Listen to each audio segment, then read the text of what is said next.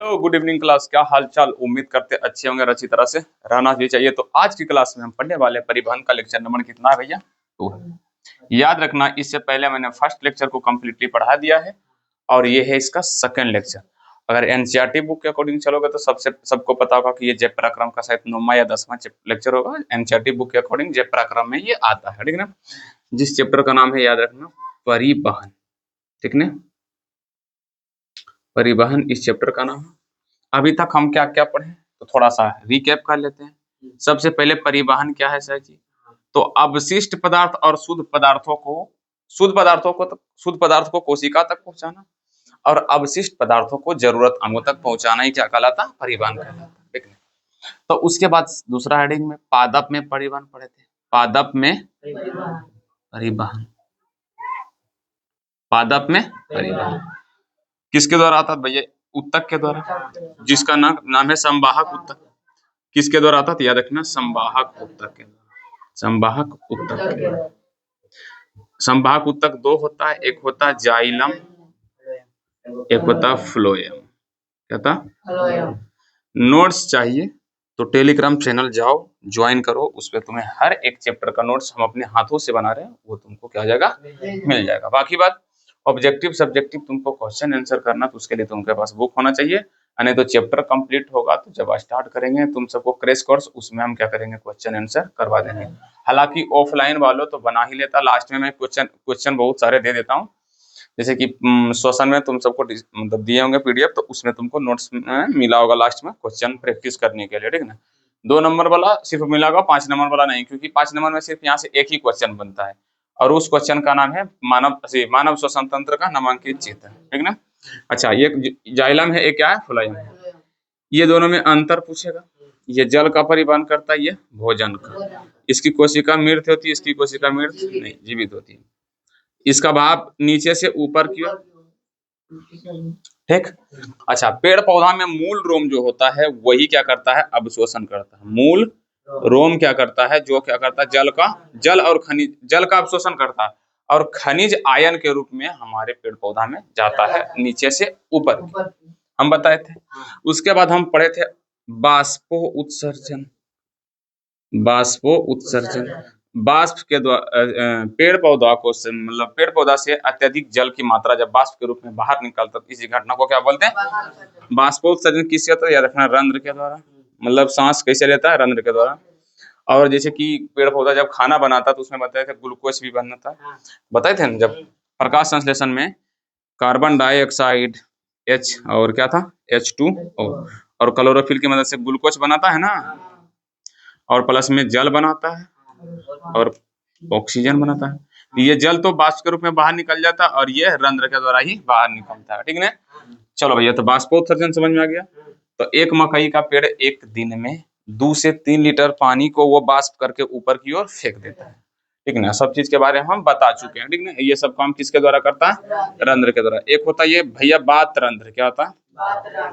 बात रंध्र क्या होता है? तो देखो, पेड़ पौधा का जो देखा छाल, पेड़ पौधा का जो छाल होता है, और हम देखा ऐसे मतलब जो छेल में रहेगा, बड़ा बड़ा दरार छेद रहेगा मोटा मोटा, उसी को बोलते हैं बात रंध्र। उसके द्वारा भी पेड़ पौधा सांस लेता है। तो ये चीज हम पढ़ चुके हैं कि पेड़ पौधों में परिवहन कैसे होता है। अगर नहीं किए हो क्लास तो कृपया मैं आपसे निवेदन करूंगा कि पिछली क्लास को जाकर पढ़िए, ठीक। तो अब हम पढ़ेंगे भैया जंतु में परिवहन। क्या पढ़ेंगे? जंतु में परिवहन। मैं 1000 बार बोल चुका हूँ, जंतु में हम सब आते हैं, जानवर आता है, गाय भैंस बकरी उल्लू गधा, सब किस में आता है? जंतु में। क्या पढ़ रहे हैं? जंतु में। तो यहाँ पर एक छोटा सा नोट्स में टॉपिक में लिख लेना, नोट्स में तुमको भी लिख देंगे हम। नोट टू बी पॉइंट क्या लिखना कि भैया एक कोशिकीय जीव, क्या? एक कोशिकीय जीव, एक कोशिकीय जीव विसरण के द्वारा ही क्या करता? परिवहन करता है। किसके द्वारा? विसरण। मतलब उसका कोई अंग नहीं है जहां तहां से वो विसरण परिवहन कर सकता है। विसरण के द्वारा परिवहन करता है, परिवहन करता है। क्लियर? तो ये चीज तुमको लिख लेना, उसके बाद आप जंतु में परिवहन हेडिंग डाल देना। क्लियर? तो भैया जंतु में जैसे आते हैं जंतु में सबसे ज्यादा किसके बारे में पढ़ना है? तो सिंपल है भैया, मनुष्य। तो मतलब हेडिंग यहाँ पर ऐसे भी डाल सकते हो कि मनुष्य में परिवहन, मनुष्य में परिवहन। ठीक है, मतलब मनुष्य का ग्लूकोज कोशिका तक कौन पहुंचाता है, ऑक्सीजन कोशिका तक कौन पहुंचाता है, और अवशिष्ट पदार्थ को कौन पहुंचाता है। तो याद रखना, जंतु में परिवहन एक सिस्टम के द्वारा होता है, SYST, किसके द्वारा? सिस्टम के द्वारा। मतलब एक सिस्टम होता है, क्या होता है? सिस्टम होता है, मतलब बोल सकते हैं एक मशीन के द्वारा। तो अपना बायोलॉजी भाषा मशीन थोड़ी ना बोलोगे, किसके द्वारा भैया? तंत्र के द्वारा, जिसको बोलते हैं परिसंचरण, परिसंचरण तंत्र। क्या बोलते हैं? परिसंचरण तंत्र। मतलब जंतु में परिवहन किसके द्वारा होता है? याद रखना, परिसंचरण तंत्र, यानी कि वो सिस्टम है, उस सिस्टम का नाम क्या है भैया? परिसंचरण तंत्र। तो भैया जैसे कि अब बोलोगे चाप, धरती के नीचे से पानी कौन निकालता है? चापाकल। तो चापाकल मतलब एगो तुमको इमेजिन जस्ट करते, चापाकल द्वारा मशीन आ रहा, लेकिन चापाकल में उसका हैंडल भी रहता, बासर भी रहता है, बैरिंग रहता है, पाइप रहता है, वो सब मिलके ना बनता है चापाकल। ऐसा थोड़ी ना भैया चापाकल इसी जगह धर दोगे जमीन पर निकालेगा, ऐसा नहीं है। उसमें एक जमीन में हॉल किया जाता है, पाइप डाला जाता है, फिर पाइप से चापाकल जोड़ा जाता है, फिर उसके अंदर में वाशर डाला जाता है, पता ना घेरा वगैरह बहुत सारा हैंडल दाबने वाला भी डाला जाता है। एक काम करो, एक मिनट रुक जाओ, समझ में आया कि नहीं? तो पानी जो जमीन के नीचे से निकालता है वो चापाकल, जैसे कि अब बोल दो भैया समरसेबल निकालता, मान लो जिसके पास चापाकल नहीं होगा तो समरसेबल होगा। तो समरसेबल अकेले थोड़ी निकालता भैया, उसमें हॉल किया जाता है, पाइप डाला जाता है, फिर उसमें समरसेबल डाला जाता है पाइप से लटका कर, फिर उसमें करंट डाला जाता है, और करंट जब मोटर को घुमाता तब पानी बाहर आता है। तो जो पानी निकाल रहा जमीन के नीचे से वो कौन निकाला? समरसेबल या तो चापाकल। कहने का ये है, लेकिन इसमें बहुत सारा चीज है। तो सेम उसी तरह से जंतु में परिवहन कौन करता भैया? याद रखना, परिसंचरण तंत्र। अब ये परिसंचरण तंत्र 3 चीज से मिलकर बना होता है, याद रखना। एक तो पहला होता भैया ब्लड। ब्लड बोले तो हिंदी में बोलते हैं रक्त। क्या बोलते हैं? रक्त। और अपना भाषा में इसे खून भी बोलते हैं। क्या बोलते हैं? खून। सबसे पहला रक्त, और एक होता भैया हृदय। क्या था? हृदय, जिसको HEART, हार्ट भी बोलते हैं, और इसको बोल चाल की भाषा में क्या बोलते हैं? दिल। समझ गए? दिल, ठीक ना। उसके बाद एक होता वाहिनिया। क्या होता? वाहिनिया, वाहिनिया, जिसे हम इंग्लिश का नाम नहीं जानते, लेकिन बोल चाल में इसको हम सब नस भी बोलते हैं। क्या बोलते हैं भैया? नस। तो ये 3 चीज को मिलकर क्या बनता? परिसंचरण तंत्र। और यही परिसंचरण तंत्र क्या करता है? जंतु में परिवहन। मतलब यही है जो ऑक्सीजन को कोशिका तक पहुंचाता है, और कोशिका फिर से कार्बन डाइऑक्साइड लेकर फेफड़ा तक पहुंचाता है। यही तीनों मिलकर। समझ में आया कि नहीं? एकदम आराम से इजीली इसको क्या करेंगे हम? बढ़िया से पढ़ेंगे। एक बगल से तो परिसंचरण कितने चीज से मिलकर बना था? 3 चीज। एक है ब्लड, फिर से बोलो ब्लड। दूसरा हृदय। तीसरा वाहिनियां। वाहिनियां बोले तो नस। अगर अपन भाषा में देखना तो खून, दिल, नस। और जो तुम दिल का बात कर रहे हो ना, ये वाला दिल, ये वाला दिल, भैया मेरे को तो पारना ही नहीं था आज तक कोई हमको भैया दिल के बारे में बताया ही नहीं कि ऐसा भी दिल होता है, ऐसा का दिल। ये दिल के बारे में नहीं पढ़ना है। आज तुमको रियल में पता चल जाएगा कि दिल का आखिर काम क्या होता है और दिल का चित्र कैसा होता है। तुम गलत फहमी जो रहता है कि भैया मेरा दिल टूट गया है, रियल में दिल टूटता नहीं भैया। बायोलॉजी में तुम पढ़ोगे तो दिल का टूटना काम नहीं आता। दिल का मतलब नहीं बोलता कि सर तुम सबको जैसे कहता कि पढ़ने में दिल ही नहीं लगता है। बायोलॉजी के स्टूडेंट है, पढ़ने में दिल नहीं, दिमाग लगाओ। दिल का कुछ और काम रहता है। समझ में आया कि नहीं? बोलने में ठीक है, पर रियलिटी में पढ़ने में दिल नहीं लगता। क्या लगना चाहिए? दिमाग। दिल लगाओगे तो भैया दिल का तो कुछ और काम है, वो अपना काम कर रहा है, लेकिन तुम दिल पर फेंक रहे हो भैया। तुम्हारा दिमाग का कसूर, अब मतलब गलती दिमाग का, ठेका किस पर डाल रहे हो? हृदय पर, दिल पर। समझ में आया कि नहीं? तो जंतु में परिवहन किसके द्वारा था? परिसंचरण तंत्र के द्वारा। परिसंचरण तंत्र कितने चीज से मिलकर बना था? 3। ब्लड, हृदय, वाहिनियां। खून, हृदय, दिल, नस। तो सबसे पहले हेडिंग डालना भैया ब्लड के बारे में, यानी कि रक्त के बारे में। किसके बारे में? रक्त के बारे में पढ़ेंगे। तो भैया रक्त क्या है? तो यह एक तरल संयोजी उत्तक है। तरल संयोजी ऊतक जो शरीर को जोड़कर रखता है, जो शरीर को जोड़कर रखता है, जोड़कर रखता है। समझ में आया कि नहीं? अब बोलेगा सर जी रक्त तो ब्लड के तरह मतलब द्रव्य एक होता है, तो तुम लिख सकते हो रक्त एक द्रव्य की तरह था, ठीक है। लेकिन यहाँ पर क्या लिखे हम, यह एक तरल संयोजी ऊतक है। मतलब यह ऊतक है सर जी, आंसर है हाँ ये ऊतक है। हम पिछली क्लास में बताते हैं ऊतक कई तरह से होता है, द्रव्य वाला ऊतक हो सकता है, या तो हम हड्डी वाला ऊतक, हड्डी भी एक ऊतक है। हमारे शरीर में जितना भी है, कोशिका भी है ऊतक, मतलब कोशिका ऊतक दोनों सेम है, कोशिका ऊतक दोनों क्या है, सेम है। जैसे एग्जांपल में हम तुमको बोलेंगे भैया झुंड, क्या बोलेंगे, झुंड। जहां बोलेंगे मनुष्य का झुंड, क्या बोलेंगे, मनुष्य का झुंड, क्या मनुष्य का झुंड, या तो बोलेंगे मनुष्य। तो दोनों एक ही है, दोनों एक ही है। लेकिन जब मनुष्य का झुंड बोल रहे हैं तो मतलब वहां पर बहुत सारे मनुष्य होगा। चाहे बोल देते हैं भैया मान लो मेला, चाहे भैया मेला, और बोलेंगे मनुष्य, तो मनुष्य और मेला दोनों सेम है। मेला में भी मनुष्य होता है, मनुष्य तो जब अकेले रहेगा तो उसको क्या बोलेंगे, मनुष्य।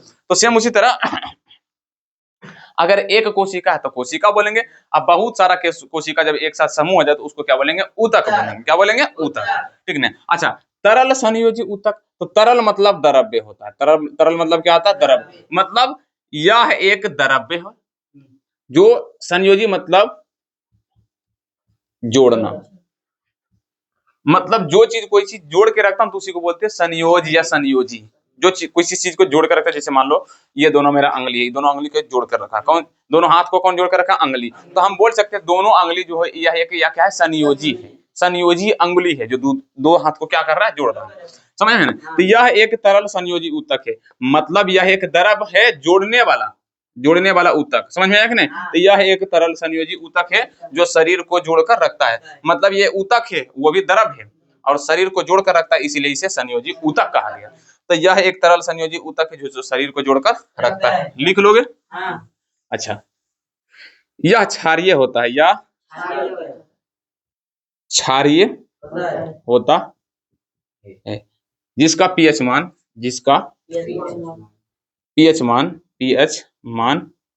7.4 होता है, 7.4 होता है। बताओ रक्त क्या है, यह एक तरल संयोजी ऊतक है। रक्त क्या है, यह एक तरल संयोजी ऊतक है जो क्या करता है, शरीर को जोड़कर रखता है। यह क्षारीय होता है, जिसका पीएच मान 7.4 होता है। कितना होता है, 7.4। याद रखना, जो जिसका पीएच मान 7 से ऊपर। अब बोलेगा सर जी ये पीएच मान क्या है, हर बार लिखा रहे हैं, याद करा रहे हैं। भैया एक चीज पता है, जैसे वो बुखार नाप ले रहा था भैया, 2 डिग्री बुखार, 3 डिग्री बुखार, 96 डिग्री बुखार, 100 डिग्री बुखार, 500 डिग्री बुखार, सेम उसी तरह से ये भी है।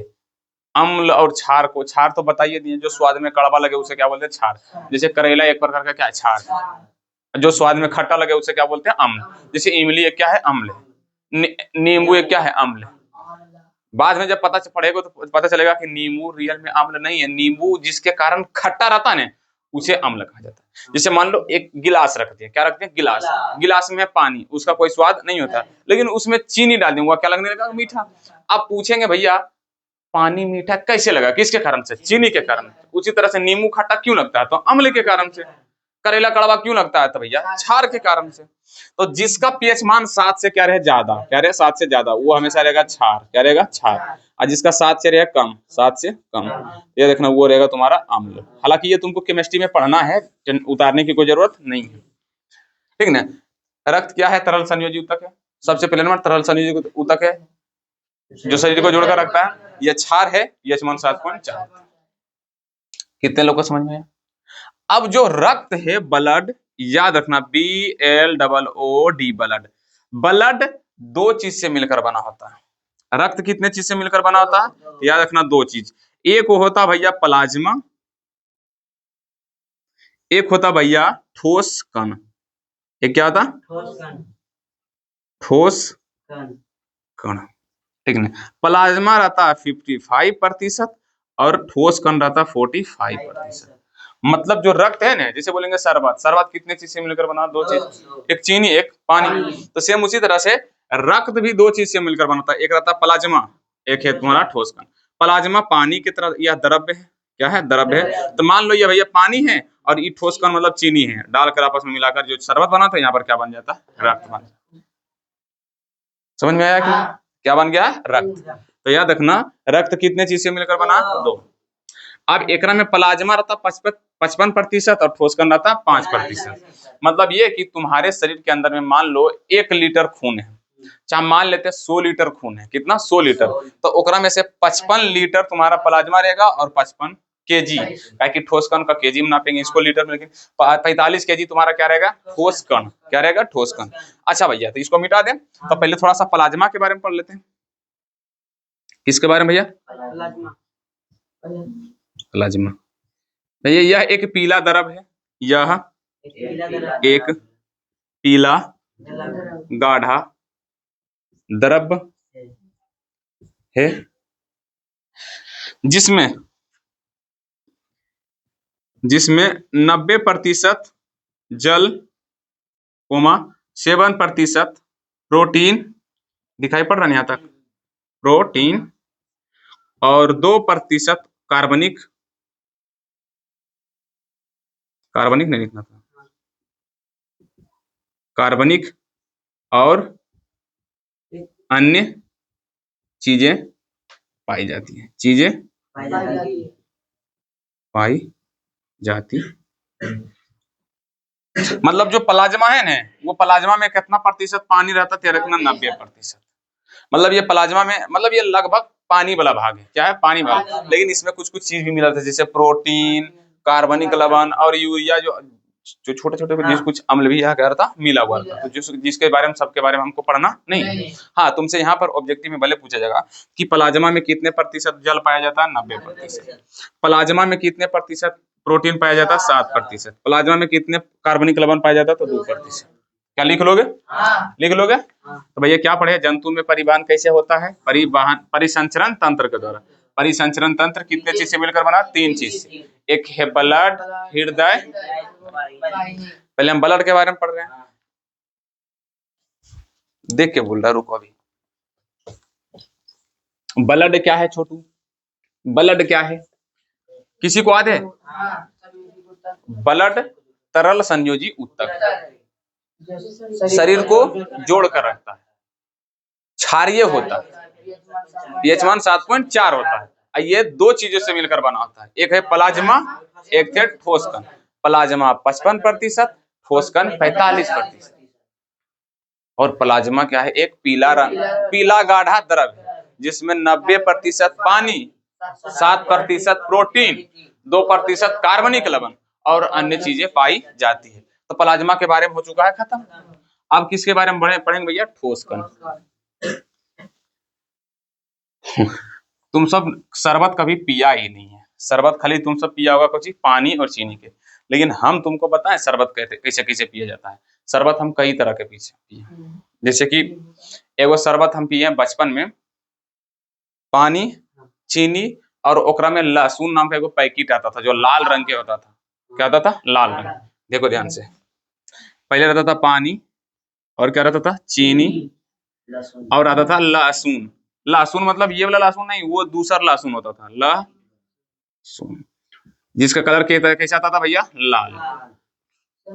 अब ये लहसुन में कम से कम 3 चीज मिला रहता था। पहले नंबर तो एक रंग मिला रहता था जो कि नाम था लाल रंग, ठीक है। इसमें थोड़ा मात्रा में मिला रहता था, पता क्या, बताओ क्या, नींबू का, नींबू, सोडा देखा, सोडा देखा है। नींबू को जो होता है रस, उसको सुखा दिया जाता है तो उजला कलर का जाता है, जिसे हम सोडा कहते हैं। तो बोल सकते हो सूखा हुआ नींबू, क्या बोल सकते हो, सूखा नींबू। और क्या रहता था, थोड़ी मात्रा में क्या पाया जाता था, चीनी। क्या पाया जाता था, चीनी। तो वही चीज, तो ऐसा शरबत होता था, ठीक ना। तो सेम उसी तरह से हम क्या पढ़े थे भैया, ब्लड के बारे में। ब्लड कितने चीज से, 2 चीज से, एक तो भैया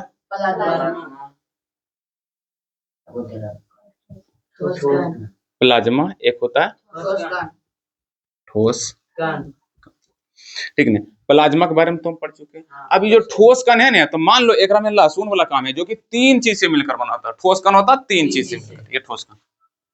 एक होता भैया लाल रक्त कोशिका, लाल रक्त कोशिका। एगो बोलते हैं श्वेत रक्त कोशिका। क्या? श्वेत रक्त कोशिका। और रक्त पट्टिकाणु। रक्त पट्टिकाणु। रक्त पट्टिकाणु। अच्छा, प्लाज्मा में क्या क्या मिलता था? जल 90%, प्रोटीन 7%, कार्बनिक लवण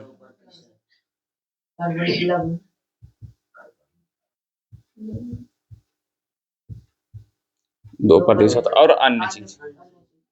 और अन्य अभी भी 99 हुआ, बाकी 1% में अन्य चीज, जिसमें 0.18 कुछ और पाया जाता था। ठीक है। और ठोस कण में ये 3 चीज। और लाल रक्त कोशिका को इंग्लिश में बोला जाता है रेड ब्लड। देखो, लाल को रेड, खून को ब्लड, कोशिका को सेल। तो रेड ब्लड सेल यानी कि आरबीसी। आरसीबी नहीं, क्या? आरबीसी। आरसीबी नहीं, आरसीबी नहीं, आरबीसी, रेड ब्लड सेल, लाल रक्त कोशिका। और इसे शॉर्ट में बोलते हैं डब्ल्यूबीसी। क्या बोलते हैं? WBC, white blood cell. श्वेत मतलब उजला, उजला को बोलते हैं व्हाइट, व्हाइट ब्लड सेल। और रक्त पट्टिकाणु को कोई नाम नहीं है, पर हम पीटी शॉर्ट में क्या बोलेंगे? पीटी। हम मेरा ये अपन नाम है। ये दोनों बायोलॉजी में नाम मिलेगा, पर ये बायोलॉजी में नाम नहीं मिलेगा। तो हम बोलते हैं अपना मन से इसको रक्त पट्टिकाणु। तो सबसे पहले नंबर भैया आरबीसी के बारे में पढ़ते हैं, रेड ब्लड सेल। क्या? Red blood cell. उसके बाद किसके बारे में पढ़ेंगे? डब्ल्यूबीसी के बारे में। डब्ल्यूबीसी के बारे में, हालांकि पहले अभी किसके बारे में पढ़ते भैया? आरबीसी। तो देख भैया, आरबीसी जो है ना, ये ठोस कण का पहला भाग है, जिसका कलर कैसा होता है? तो याद रखना, लाल होता है। क्यों होता है लाल? आरबीसी का कलर लाल क्यों हो जाता है? क्योंकि इसमें एक वर्णक पाया जाता है। वर्णक मतलब समझते हो का? वर्णक मतलब समझते हो, जिसके कारण किसी चीज का कलर रहता है। जैसे कि मान लो इस शर्ट का कलर कैसा, हम तो पता नहीं चलता कैसा कलर शर्ट का।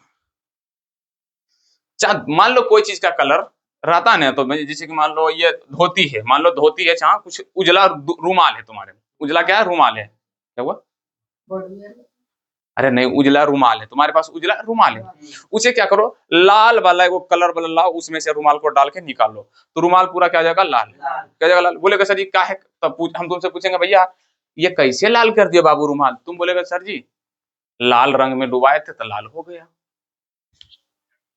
तो अब तुमको रंग नहीं बोलना, क्या बोलना? वर्णक। रंग को क्या बोलना? वर्णक। बोलेंगे कैसे रुमाल लाल हुआ बाबू? तो बोलना कि सर जी लाल वर्णक में गिर गया था मेरा रुमाल, इसीलिए रुमाल लाल हुआ। तो इसीलिए जो होता, पूछेगा आरबीसी का कलर कैसा होता है? लाल। पूछेगा कारण, तो भैया इसमें पाया जाता है एक वर्णक मतलब रंग, जिस वर्णक का नाम है हीमोग्लोबिन। क्या है? हीमोग्लोबिन। क्या नाम है भैया? हीमोग्लोबिन। अब यही हीमोग्लोबिन के कारण खून क्या होता है? लाल होता है। खून लाल होता है। देख, ब्लड कैसा होता? लाल। कारण हीमोग्लोबिन। ब्लड में ठोस कण आरबीसी। लाल रक्त कोशिका मतलब आरबीसी होता लाल रक्त कोशिका, मतलब ये बहुत सारे कोशिका का समूह है जिसका कलर कैसा होता है? लाल होता है। अब लाल क्यों होता है? तो क्योंकि इसमें विशेष रंग का वर्णक पाया जाता है, इसे बोलते हैं हीमोग्लोबिन। अब इसी के कारण खून लाल रहता है। और यही जो हीमोग्लोबिन है, यही हीमोग्लोबिन ऑक्सीजन तथा कार्बन डाइऑक्साइड का परिवहन करता परिवहन करता। जैसे कि हम तुम सबको श्वसन तंत्र में पढ़ाए थे कि भैया ये तुम्हारा था फेफड़ा,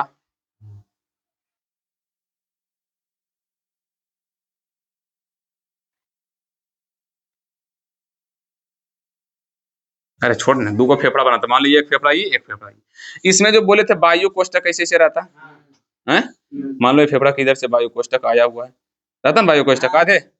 ये वायु कोष्ठक में क्या रहता? ऑक्सीजन ऐसे बैठा हुआ। तुम सबको अगर आधे तो श्वसन तंत्र पढ़े हो, तो मान लो चलो भैया ये फेफड़ा है, क्या है? एक फेफड़ा इधर है, एक फेफड़ा ये है। तो फेफड़ा में आया ऑक्सीजन, फेफड़ा के सभी दीवार में कौन बैठा लेगा? ब्लड। कौन बैठा लेगा? ब्लड। और ब्लड में कौन मिला रहता है? Hg, मतलब हीमोग्लोबिन। और ये हीमोग्लोबिन क्या करता है? ऑक्सीजन के साथ जुड़ जाता है। क्या? ऑक्सीजन के साथ जुड़ जाता है, तो उसे ऑक्सी हीमोग्लोबिन भी कहते थे, पढ़े थे। क्या बोले थे? ऑक्सी हीमोग्लोबिन कहे थे ना। अब यही ऑक्सी हीमोग्लोबिन किस में है? अब बता, ब्लड में मिला हुआ है, खून में नहीं, सब भाग है। मतलब ये सब आपस में मिल कर क्या बनाता? ब्लड। ये सब आपस में मिल कर क्या बनाता भैया? ब्लड। समझ? तो ये लाल रक्त कोशिका, मतलब इसी में ना हीमोग्लोबिन पाया जाता है, जिसके कारण लाल होता है। तो इसी के अंदर में हीमोग्लोबिन पाया जाता है, मतलब यही, ये तो खून में ही पाया जाता होगा। तो भैया ये खून में पाया जाता है, जो कि हीमोग्लोबिन क्या करता है? ऑक्सीजन को पकड़ कर ऑक्सी हीमोग्लोबिन बन जाता है, और खून इसको क्या करता है? लेकर जाके पूरे शरीर में क्या करता है? फैला देता है। और हीमोग्लोबिन कोशिका को बढ़ जाए, भैया लो ऑक्सीजन लो, ऐसे ऑक्सीजन लो, ऑक्सीजन लो, ऑक्सीजन लो, दे देता है। अब उसके बाद कहता भैया ऑक्सीजन दिए हैं, कार्बन डाइऑक्साइड खराब चीज है, उसको हम बाहर फेंक के आते हैं। कार्बन डाइऑक्साइड लेके कार्बो ऑक्सी हीमोग्लोबिन होता है, और यही खून में जाकर मिल जाएगा। खून इसको ले जाकर पहुंचा देगा फेफड़ा भी, और ये फेफड़ा को कार्बन डाइऑक्साइड दे देता है, और फेफड़ा कार्बन डाइऑक्साइड को बाहर फेंक देता है। बताए थे फेफड़ा। चलो भैया, समझ में आया कि नहीं? तो भैया आरबीसी के बारे में लिख देते पहले अच्छा से, क्या? हालांकि वहां स्टार देकर नहीं लिखना है, यहाँ पर लिखना है भैया आरबीसी। यह लाल रक्त कोशिका है। यह एक ऐसी कोशिका है जिसका कलर क्या होता है? लाल। चाल ला यह, अरे रे, यह एक ऐसी कोशिका है जिसका रंग लाल होता है, क्योंकि आरबीसी में, आरबी मतलब लाल रक्त कोशिका में,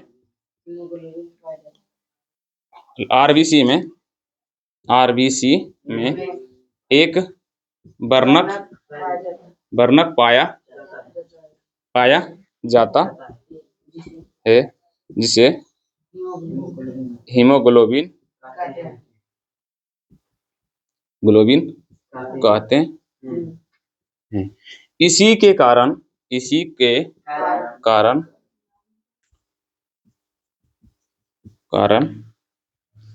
थोड़ा सा इसी को अच्छा से लिखना है। इसी के कारण खून का रंग लाल होता है, होता है ना। और हीमोग्लोबिन के बारे में यहाँ पर लिख देना, लाल होता है।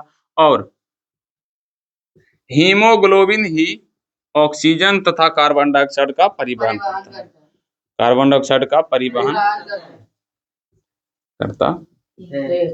अच्छा, तुमसे पूछा जाएगा बाबू ये बताओ कि ऑक्सीजन तथा कार्बन डाइऑक्साइड का परिवहन कौन करता है? पहले ऑप्शन सुनो, आरबीसी, डब्ल्यूबीसी, पीटी, और कोई नहीं। कौन करता है? आरबीसी। अगर तुमसे पूछे, अगर हीमोग्लोबिन देगा तो हीमोग्लोबिन मारना है, लेकिन हीमोग्लोबिन रहेगा नहीं तो तुमको ढूंढना है आरबीसी। ठीक? हाँ। अच्छा, आरबीसी भी नहीं रहेगा तो तुमसे पूछेगा कि बताओ हमारे शरीर में ऑक्सीजन तथा कार्बन डाइऑक्साइड का परिवहन कौन करता है? खून, हड्डी और मांस, इनमें से कोई नहीं तो कौन करता है? खून। तो जो तुमको ऑप्शन में दिया रहेगा उसी को मारना है। पूछेगा आरबीसी क्या है भैया, तो यह एक लाल रक्त कोशिका है। अच्छा, पूछेगा कि खून का रंग या आरबीसी का रंग या खून का रंग लाल क्यों होता है? देखो, खून का रंग किसके कारण होता है? आरबीसी के कारण। और आरबीसी लाल रक्त कोशिका के, और लाल रक्त कोशिका लाल क्यों होता है? तो हीमोग्लोबिन के कारण। हीमोग्लोबिन क्या है भैया? यह एक वर्णक है। क्या है? वर्णक है, जो किसी भी कलर मतलब रंग, एक क्या है? रंग है। मतलब हीमोग्लोबिन क्या है? रंग है, जो कि खून का रंग भी लाल रखता है, साथ ही साथ ऑक्सीजन तथा कार्बन डाइऑक्साइड का परिवहन करता है। अब ये हीमोग्लोबिन जो है ना, वो बहुत हरामी आदमी है। जैसे कि मान लो ये कोई क्या है? आदमी, इसका ये भैया फेफड़ा है, मांस वाला ऐसे निकला हुआ है, लेकिन ये मान लो एक फेफड़ा यहाँ पर है, एक फेफड़ा यहाँ पर आया। वायु कोष्ठक जो था, वायु कोष्ठक ऐसे गुच्छा नियर जो था,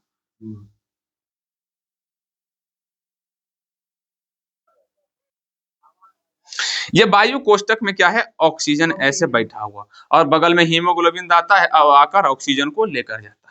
पर हम क्या बोले कि Hg मतलब हीमोग्लोबिन। हीमोग्लोबिन थोड़ा सा हरामी है। क्यों हरामी है? क्योंकि अब बोलेगा सर जी हीमोग्लोबिन यहाँ पर 3 गो आता है, नाइट्रोजन, ऑक्सीजन और कार्बन डाइऑक्साइड। पर ये ऑक्सीजन को ही क्यों नहीं, इसको भी ले जा सकता था, इसको भी ले जा सकता था। अब भैया तुमको मान लो 3 गो लड़की देंगे, मान लो लड़का होगा तो 3 गो लड़की देंगे, अगर लड़की होगी तो मान लो, पहले लड़का को ऑप्शन देते हैं, मान लो 3 लड़का, तुम सब 3 गो लड़की देंगे। एगो जो रहेगी नेंग, एगो जो रहेगी कान, ऐसे करके। अगर आप मतलब रियल में मत लेना, हम सिर्फ समझाने का ले रहे हैं। कोई चीज अब किसी को मतलब पैर टूटा हुआ तो अब मतलब अपने आप में मत लियो। आई रिस्पेक्ट कि तुम्हारे पास पैर नहीं है फिर भी तुम पढ़ाई करने के लिए सक्षम हो, बहुत इज्जत करते हैं ऐसे इंसान को। पर थोड़ा सा समझाने का, छोड़ो भैया कुछ भी लेकर समझाएंगे फिर उसको तुम सीरियस ले लो। जैसे बोलेंगे वो काली लड़की है, वो गोरी लड़की है, वो तो फिर उसमें भी तुम ले लो, वो मोटी तो फिर उसमें भी ले ही लोगे भैया, कुछ तो कुछ। तो माफ करना अगर किसी के पास ऐसा गुण होगा, हम भी काले हैं, कोई दिक्कत नहीं है। सपोज करो मान लो एगो तुम्हारे पास मोटी लड़की है और एक काली लड़की है और एक ऐसी लड़की जो बहुत खूबसूरत है, घोर है, पूरा फिट है। अब तुम सब लड़कियों से पूछते हैं किससे शादी तुम करना पड़ोगे, अब कॉस्टली तुम उसी से शादी करना पसंद करोगे। फिक्स है, ये तो फिक्स है। 3 ऑप्शन दिए, 3 में से किसी एक ही से शादी करो। तो अब भैया हीमोग्लोबिन को जो पसंद आएगा उसी को नहीं लेकर जाएगा। और पसंद की क्या बात है भैया, तुम्हारा घर में भी यहाँ पर हीमोग्लोबिन इसको पसंद भी करता है, प्लस में घर में भी डिमांडेड, मतलब कोशिका का भी डिमांडेड भैया, तुमको ऑक्सीजन हिलाना है। मतलब भगवान जानबूझ के ऐसा चीज बनाए ताकि इसको सिर्फ क्या पसंद हो, ऑक्सीजन। क्या पसंद हो, ऑक्सीजन। मतलब भगवान गढ़ के भेजे कि तुम्हारा ब्लड के अंदर में हीमोग्लोबिन मिला देते हैं और इसका सबसे पसंदीदा चीज हवा क्या है, ऑक्सीजन, जो कि ले जाके किसको देता है, कोशिका। समझ में आया कि नहीं। अब लड़कियों को मान लो तुम्हारे पास 3 लड़का है, एक भिखारी है, एक किसान है, एक अमीर बाप के बेटा है। अब कौशली किससे करेगी, अमीर बाप के बेटा से। किससे करेगी, अमीर बाप के बेटा से। इसमें कोई बुरा नहीं माना होगा, लेकिन लड़की लोग मान गई। तो अमीर बाप के बेटा से मानेंगे। तो सेम उसी तरह हीमोग्लोबिन किसे ले जाएगा, ऑक्सीजन से। लेकिन इस सबसे ज्यादा केकरा मानता, कार्बन मोनोऑक्साइड, यानी कि धुआं, जिसको हम बोलते हैं धुआं। क्या बोलते हैं, मतलब धुआं का रासायनिक सूत्र होता, मतलब उसको सिंबल होता CO। क्या होता, CO। तो मतलब अब तुम ये तो कार्बन मोनोऑक्साइड, मतलब साइंस में उसको बोलते हैं कार्बन मोनोऑक्साइड, और अपना भाषा में धुआं। कुछ लगता है ना भैया, चिमनी उमनी हो गया, घर उनमें मान लो इसको खाना उन्होंने धुआं नहीं निकलता, वो धुआं को बोला जाता है केमिस्ट्री या साइंस में उसको कार्बन मोनोऑक्साइड। कार्बन मोनोऑक्साइड का फॉर्मूला आता है CO। क्या होता है, CO। ठीक है ना। अब हीमोग्लोबिन सबसे ज्यादा, मतलब सबसे अच्छा इसको हीमोग्लोबिन मतलब कार्बन मोनोऑक्साइड लगता है। इसीलिए क्या करोगे, अगर मान लो तुम एक बंद कमरा है, क्या है, बंद कमरा, क्या है, बंद कमरा, अगर तुम उसमें सो गए हो तो भैया सो गए हो तो सांस में जाएगा ऑक्सीजन, जाएगा नाइट्रोजन, जाएगा और कार्बन डाइऑक्साइड जाएगा, ये तीनों जाएगा। लेकिन इसमें अगर धुआं फैला दोगे, क्या फैला दोगे, धुआं, तो साथ ही साथ क्या जाएगा, कार्बन मोनोऑक्साइड, क्या आएगा, कार्बन मोनोऑक्साइड। अब तुम सांस लो, ये तीनों चारों गया अंदर में तुम्हारे फेफड़ा के पास। अब हीमोग्लोबिन तो आया था ऑक्सीजन को लेने के लिए, लेकिन इसको और सूथर आदमी मिल गया, यानी कि कार्बन मोनोऑक्साइड। क्या मिल गया, कार्बन मोनोऑक्साइड। अब वो ससुरा क्या करेगा, हीमोग्लोबिन ये कार्बन मोनोऑक्साइड को ले जाकर कोशिका को दे देगा। और कोशिका है लोल आदमी, ओकरा कुछो भी लेकर जाएगा, वो लेकर ऊर्जा निकाले के कोशिश करेगा। लेकिन वो कार्बन मोनोऑक्साइड लेकर ऊर्जा निकालने की कोशिश करेगा, लेकिन ऊर्जा मिलेगा नहीं मिलने के कारण धीरे धीरे धीरे धीरे तो तुम्हारा शरीर में ऊर्जा जगह कम, जिसके कारण तुम हो जाओगे बेहोश। अब बेहोश हो जाओगे, या तो टाइम पर आएगा तो बच जाओगे, नहीं तो फिर धीरे धीरे तुम्हारा मृत्यु तय है। समझ में आया कि नहीं। कुछ दिन 1-2 साल पहले एगो क्या हुआ था, औरत एगो घर में सारा खिड़की दरवाजा बंद कर ली थी, और नीचे जो था बोरसी होता है, लेके बच्चा के साथ 2 गो बच्चा थी, सॉरी 3 बच्चा और एगो खुद, तीनों के तीनों, और एगो मम्मी उसका साथ है, सूत गई, गेट सब लगा के बोरसी नीचे रख ली। अब बोरसी में क्या हुआ, धुआं, मतलब अभी थोड़ा सा उसको लगा धुआं नहीं होगा, लेकिन हो गया अचानक ज्यादा धुआं, कुछ हो गया नीचे उचे में कुछ धुआं हो गया था। जिस घर पैक है उसमें ऑक्सीजन भी नहीं आ रहा और धुआं हो गया। अब धुआं हो गया तो वो सांस ली, अब सांस ली तो गया कार्बन मोनोऑक्साइड। अब हीमोग्लोबिन ले जाके कार्बन मोनोऑक्साइड पूरा शरीर में बांट दिया, चारों के चारों का डेथ वहीं पे हो गया। वहीं पे चारों के चारों, सुबह जब पता चला भैया खोलो गेट, कोई गेट खोल ही नहीं रहा। गेट को तोड़ा गया, देखा है आदमी मरा ले, उसका पोस्टमार्टम कराया गया तो बोला कि इसका कारण कार्बन मोनोऑक्साइड, इसका मृत्यु कार्बन मोनोऑक्साइड के कारण हुआ। समझ में बात आया, ठीक। तो ये है हीमोग्लोबिन का पावर। तो आरबीसी के बारे में समझ गए हो क्या बाबू। आरबीसी क्या सर जी, यह एक ऐसी कोशिका है जिसका रंग क्या होता है, लाल होता है, जिसका कारण है हीमोग्लोबिन। यह एक वर्णक है जिसके कारण खून लाल लगता है। यही क्या करता है, ऑक्सीजन तथा कार्बन डाइऑक्साइड का परिवहन। क्लियर, यहाँ तक क्लियर? समझ में आ रहा है ना? अभी ब्लड ही तो पढ़ रहे हैं। मैं तो, अरे भैया जंतु में परिवहन कैसे होता? परिसंचरण तंत्र के द्वारा। वो 3 चीज से मिलकर बना था। खून, 3 चीज, खून, हृदय, नस। खून, हृदय, नस।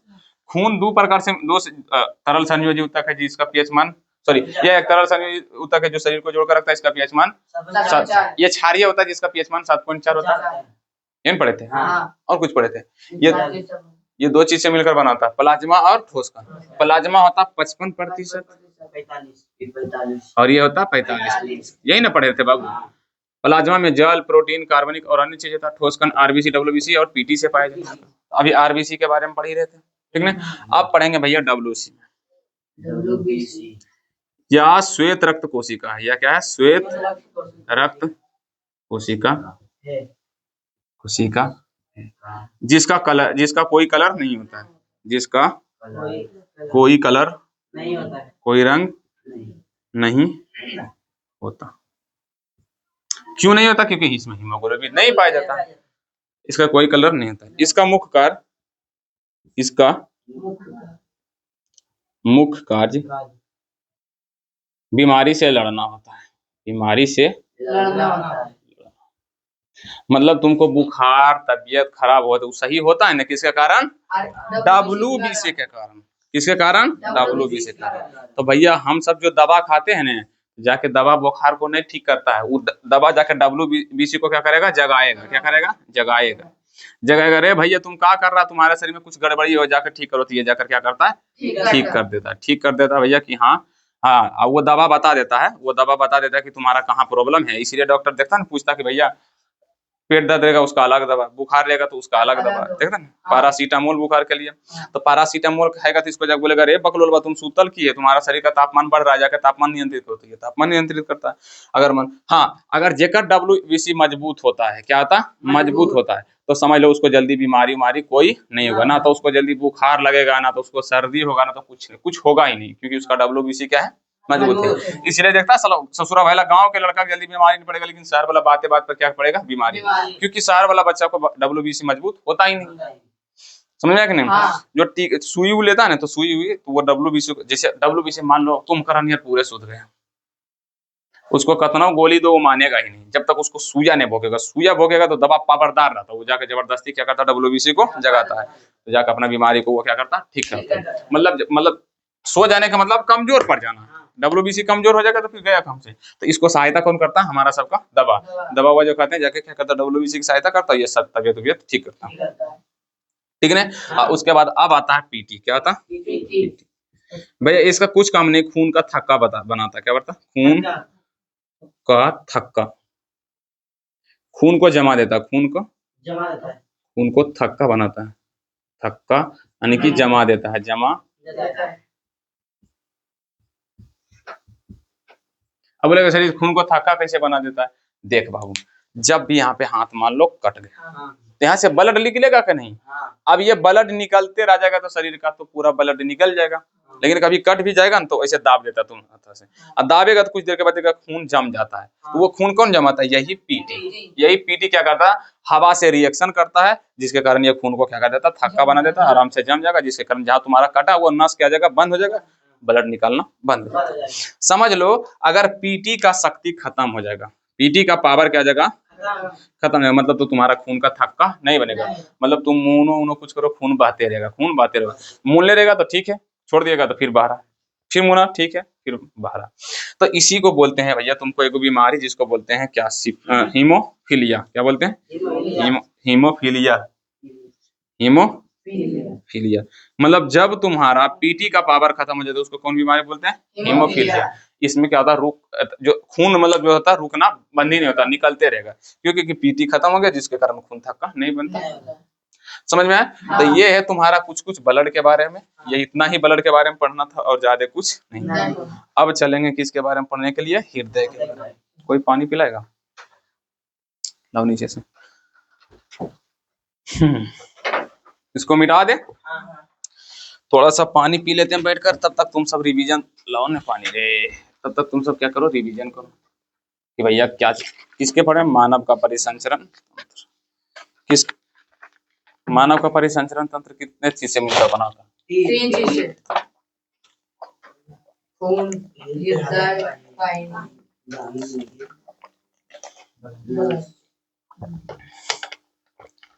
अगर सोचोगे तो ये बहुत कुछ है, मतलब नहीं सोचोगे तो ये बहुत बड़का चीज है, अगर सोचोगे तो ये कुछ नहीं है, बहुत ही इजी चीज है।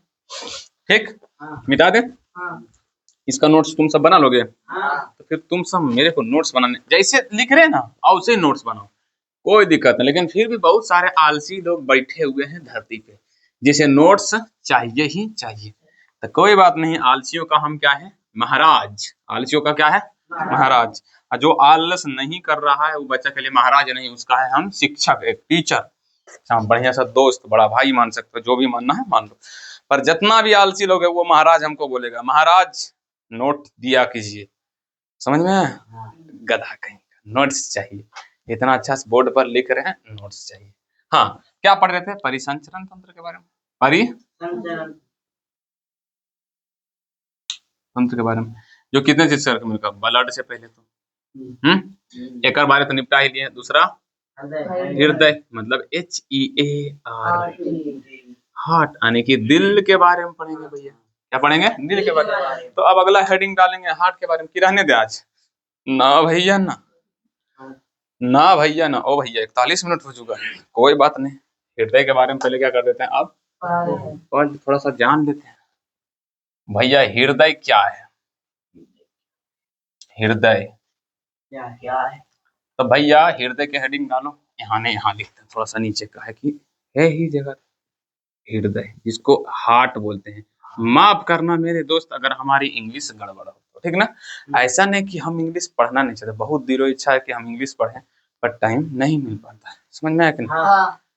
तो हार्ट क्या है सर जी, तो याद रखना, यह एक केंद्रीय पंप अंग है, पंप अंग, मतलब समझा, ये हमारे शरीर के केंद्रीय अंग है। पंप मतलब, जैसे कि तुम सबको समझाने के लिए एक उदाहरण लेते हैं, हालांकि उदाहरण ले सकते पर कर नहीं सकते। ये बोतल में इतना पानी भरा हुआ, इसको ऐसे दबाएंगे तो क्या हो रहा है, पानी बाहर जा रहा है। मतलब जब बोतल को दबाएं तो पानी बाहर, एक कम करो इसको ना, हम दूसरा बोतल लेते हैं, गंदा बोतल था, ये भी था उतना ही, पर इसमें थोड़ा पानी खाली है, ठीक है, इसको समझाने में आसान है। जैसे कि देखो ये बोतल, पानी दिख रहा है सबको यहाँ तक। अब इसमें देखो पंप करते हैं, मतलब दबाते हैं, पानी कहाँ गया, ऊपर, छोड़े नीचे। पंप मतलब यही होता है, किसी चीज को ऐसे ऊपर नीचे दबाना, तो पंप, समझ में? जहाँ बीपी कभी ना पाए, डॉक्टर साहब ऐसे ऐसे करना, उसी को क्या बोलते हैं, पंप। क्या बोलते हैं, पंप। क्या बोलते हैं, पंप। लेकिन ये केंद्रीय पंप है, तो मतलब शरीर के केंद्र में पाया जाता है, मतलब बीच में। क्या पाया जाता है भैया, बीच में। जहाँ डायरेक्ट याद रखना, यह केंद्रीय पंप अंग है। हृदय क्या है, केंद्रीय पंप अंग, ठीक ना। जो पसलियों के नीचे, पसलियों के नीचे तथा फेफड़ा के बीच, फेफड़ा के बीच स्थित होता है, स्थित रहता है, स्थित रहता है। मतलब भैया सबसे पहले नंबर, दिल क्या है, हृदय क्या है, याद रखना केंद्रीय पंप अंग है, ना कि टूटे दिमाग। दिमाग मत मान लियो, जैसे नहीं बोला था अभी पढ़े में दिल नहीं लगता सर जी, भैया दिमाग लगाओ। दिल तो ऐसे भी दिल लगाओगे तो सही नहीं पढ़ना पड़ेगा, सही नहीं पढ़ पाओगे, दिमाग लगाओगे तो आराम से पढ़ लोगे। तो यह है क्या है, केंद्रीय पंप अंग, जो कहाँ पाया जाता है, पसली के नीचे तथा फेफड़ा के पीछे। अब सर जी पसली कहाँ, तो ध्यान से देखना मेरे शरीर को, ये जो सीना में दिख रहा है ना, हड्डी कितना पसली, 21 हड्डी होता, कितना, 21 हड्डी। अब ये हड्डी का स्पेशल नाम दिया गया जिसको बोलते हैं पसली। क्या बोलते हैं, पसली। क्या बोलते हैं, पसली। कितने पसली होता है, 21। इधर और इधर, इधर भी होता है ऐसे करके, इधर भी होता, आगे भी, और पीछे भी, आगे भी, पीछे भी, आगे। तो ये तुम्हारा जो सीना दिख रहा है ना भैया, पसली हड्डी, तुमको काला ग्रह से बॉडी दिखाने के लिए दिया गया कि आंसर है बाबू नहीं, ये हड्डी दिया गया है कुछ सुरक्षा के लिए।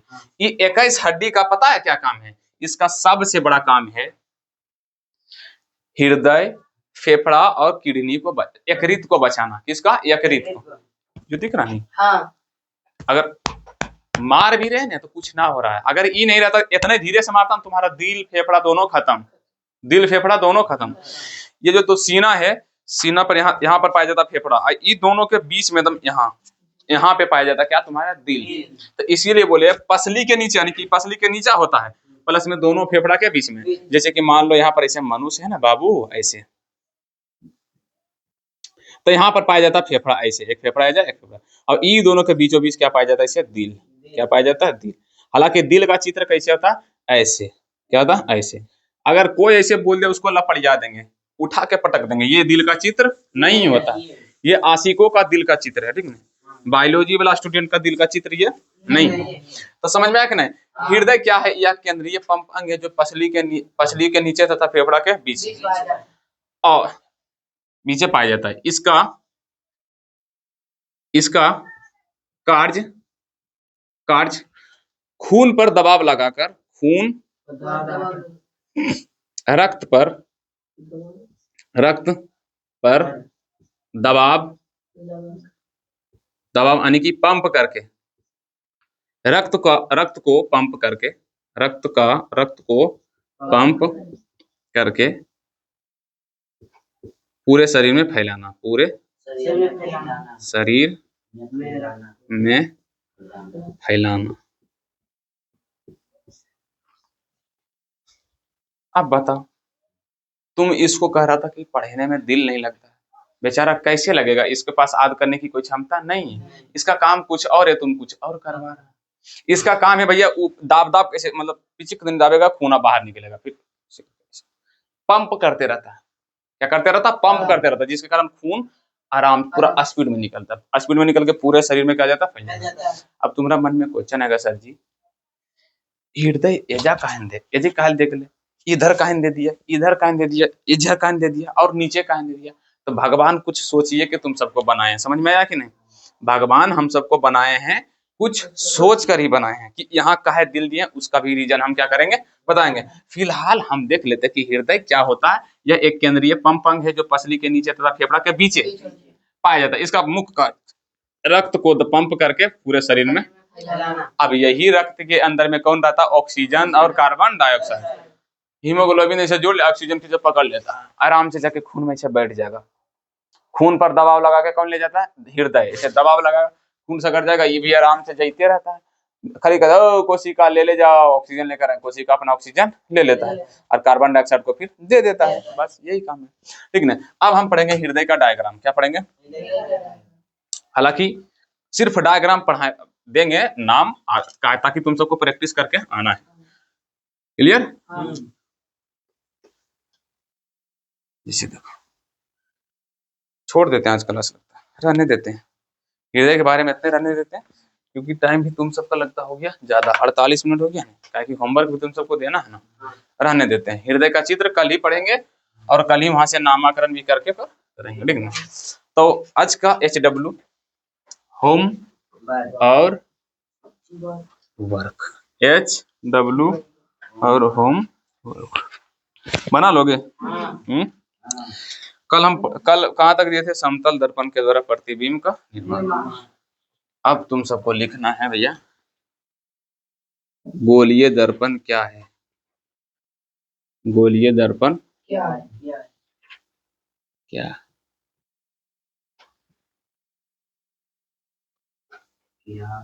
उत्तल और अवतल दर्पण में अंतर लिखें। क्या लिखें? अंतर लिखें। बोल कहीं क्यों रहा है? बोल क्यों रहा है? अवतल दर्पण और उत्तल दर्पण का उपयोग लिखें। क्या लिखें? उपयोग लिखें, ठीक है?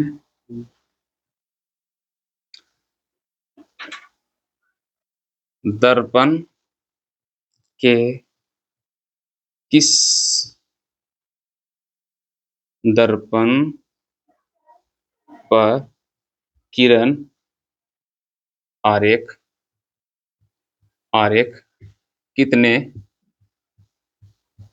कितने बिंदु से लेकर जा सकते हैं? चित्र के द्वारा समझाएं। चित्र के द्वारा समझाएं।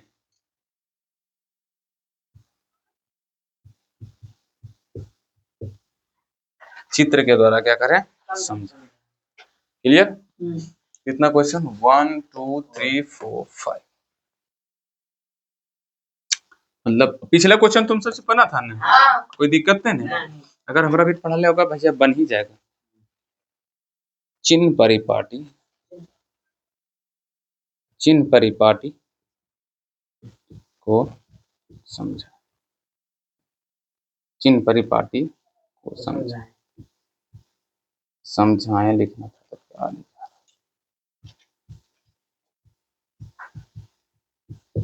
वो दे देते हैं और क्वेश्चन। आवर्धन क्षमता क्या है? आवर्धन क्षमता क्या? और एक दे देते हैं। दर्पण सूत्र को लिखें। दर्पण सूत्र को लिखें। ठीक। कितने क्वेश्चन हो गए? 7th क्वेश्चन हो गया। हाँ तो 7 क्वेश्चन ये हो गया और एक HW और लिख लेना भैया। जो आज हम पढ़ाए हैं, क्या पढ़ाए हैं? आज पढ़ाए। हम तुम सबको अच्छे से समझा दिए कि तुम सबको पढ़ाई कितने मतलब और इजी कैसे बना सकते हैं। क्या और आज भी समझाते? आंसर है नहीं। डेली इसको क्या समझाना? तुम सबको पढ़ाए हम अच्छे समझा दिए कि कैसे इजी बनाना है। 2 घंटा सुबह, 2 घंटा से 1 घंटा मेरा, 1 घंटा तेरा, 1 घंटा मेरा, 1 घंटा तेरा। सुबह वाला भी 1 घंटा मेरा, 1 घंटा तेरा, शाम को भी 1 घंटा मेरा, 1 घंटा तेरा। सिलेबस को तुम हमारे ऊपर छोड़ दो, कोई टेंशन ही ना रहो। बस इतना टेंशन लो कि भैया जो सर जी पढ़ाए उसको हम कैसे याद रखें, कैसे उससे क्वेश्चन आंसर बनाए, कैसे उससे क्वेश्चन बन जाए। बस ये चीज याद रखना। बाकी बात मेरे ऊपर छोड़ दो सिलेबस के बारे में। और होमवर्क तो मेरे को बोलेगा तो बहुत सारा दे देंगे। प्रैक्टिस क्वेश्चन भी दे देंगे आराम से। तुम सिर्फ अभी इतना चीज पर फोकस दो कि बस सर जो कह रहे हैं हमको वो करना है। तुमसे ज्यादा टेंशन हमको लेना है कि भाई तुम्हारे एग्जाम में कैसे किसे आएगा। अगर मेरे ऊपर भरोसा करना, आप मून के कर सकते हो, कोई दिक्कत नहीं। कभी भी धोखा नहीं दे सकते, कभी देंगे ही नहीं, दे सकते नहीं, देंगे ही नहीं। मेरे ऊपर आंख मून कर भरोसा करो और मेरे बात को मानो और अच्छे से पढ़ाई करो। समझ में आया कि नहीं? हम जितना पढ़ा रहे सिलेबस कैसे खत्म होगा नहीं होगा, हम और वो टीचर की तरह नहीं कर सकते भैया बाद में भी रहे यार नहीं हो पाया टाइम। जो भी हो हम दिसंबर तक दिसंबर क्या अक्टूबर नवंबर में तुम्हारा सिलेबस कंप्लीटली खत्म कर देंगे। टेंशन लेने की कोई जरूरत नहीं है। तुम टेंशन खाली ना लो, सिर्फ जितना बोल रहे हैं उतना करो और जो पढ़ा दिए उसको कैसे याद रखना वो तुम ध्यान दो। जैसे कि बोले 1 घंटा मेरा, 1 घंटा तेरा, तो 1 घंटा जो तुम अपने आप ले रहे हो उसमें तुमको सिर्फ रिवीजन ही करना। वही चैप्टर वही चीज को रिवीजन। देखो कभी भी माइंड में आएगा फलाना चैप्टर भारी है, मैथ में मान लो कि 5 चैप्टर में 1 चैप्टर भारी है, वो रियल में भारी नहीं है, उस पर तुम ध्यान ही नहीं दे रहे हो। रियल में भारी नहीं है, वो ध्यान ही नहीं दे रहे हो, हार्ड नहीं है, ध्यान ही नहीं दे रहे हो। तो उसी पर तुमको ध्यान देना और उसी पर तुमको काम करना। जो चैप्टर तुमको ज्यादा हार्ड लग रहा है उसी पर तुमको ज्यादा ध्यान देना। 1 घंटा जो दिए ना उसी पर ध्यान दो। अगले दिन 1 घंटा जब वो हो गया फिर और ध्यान दो, दूसरा चैप्टर पर ध्यान दो, देते रहो। जो तुमको लगेगा भैया देखो अब तुम्हारे मन में एक क्वेश्चन आएगा कि सर कौन पर ध्यान दे, तुम्हारा जवाब तुम अपने अंदर से पहचान कर लो, खुद खोज लोगे। तुम खुद से क्वेश्चन पूछो, चाहे दिमाग से सोचो कि तुमको कौन ऐसा जो चैप्टर है जिससे तुमको पढ़ने में डर लगता है या लगता कि पढ़े ना, जिससे तुमको डर लग रहा है, जिसको तुमको पढ़ने का मन कर रहा है वही तुम्हारा हार्ड है, उसी में तुम बजते हो और उसी पर तुमको काम करने की जरूरत है। तो जो इजी लगता है उसको छोड़ना भी नहीं, बीच बीच में उसको भी देखना है। क्लियर? तो भैया खुद का जवाब खुद से ढूंढना सीखो, ठीक नहीं? बढ़िया से पढ़ो, अच्छे से पढ़ो, ध्यान से पढ़ो ताकि तुम्हारा अच्छे नंबर आए। नंबर के लिए नहीं पढ़ो तो कोई दिक्कत नहीं, ज्ञान के लिए तो पढ़ सकते हो, इसमें भरने के लिए इसमें इंपॉर्टेंट होना। नंबर मायने नहीं रखता, पर ये जो तुम्हारे अंदर में भरा हुआ वो तुमको मायने रखता है। ठीक, तो आज की क्लास इतना तक ही रखते हैं, मिलते हैं कल की क्लास में। जय हिंद, जय भारत।